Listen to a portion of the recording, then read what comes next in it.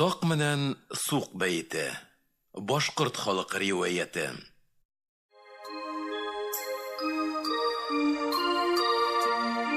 Яшәгән ти ир менән катын. Уларның 2 улы булган. Тик улар дус яшәмәгәндәр.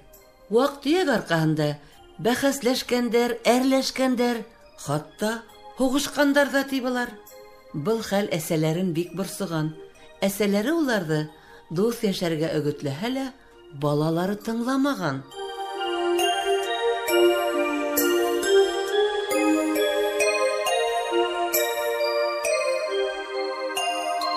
Бер көндө аталары урманга һунарга киткәс, әсәләре намаз укый башлаган. Балалар шул вакыт тимер ук табып, шуның өсөн тарткылаша башлаган. Унан һугышырга тотынгандар. Әсәләре түҙгән дә аптырагач уларҙы «Саҡ-суҡ булығыҙ» тип ҡарғаған. Шул уҡ минутта малайҙар ҡошҡа әйләнгән.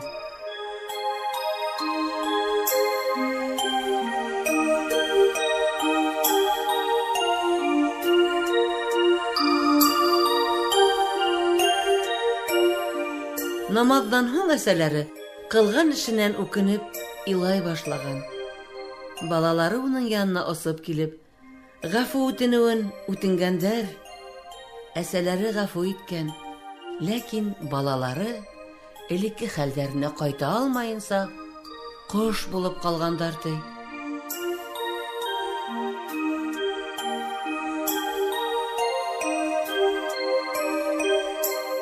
Улар һаман да урманда йәшәй икән, тик бергә түгел. Араларында бейек тау торыу сәбәпле, улар бер-береһе менән күрешә алмай, тик тауыш ҡына бирешәләр икән. Төндәрен уларҙың тауыштарын ишетергә мөмкин. Береһе уларҙың «Саҡ» тип ҡысҡыра, икенсеһе «Суҡ» тип яуап бирә.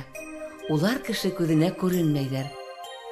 Ҡайһы ваҡыт әсәләренең ҡарғышын алып, үҙҙәренең ҡошҡа әйләнеүҙәре, бер-береһе менән осраша алмауҙары хаҡында йырҙар йырлайҙар икән.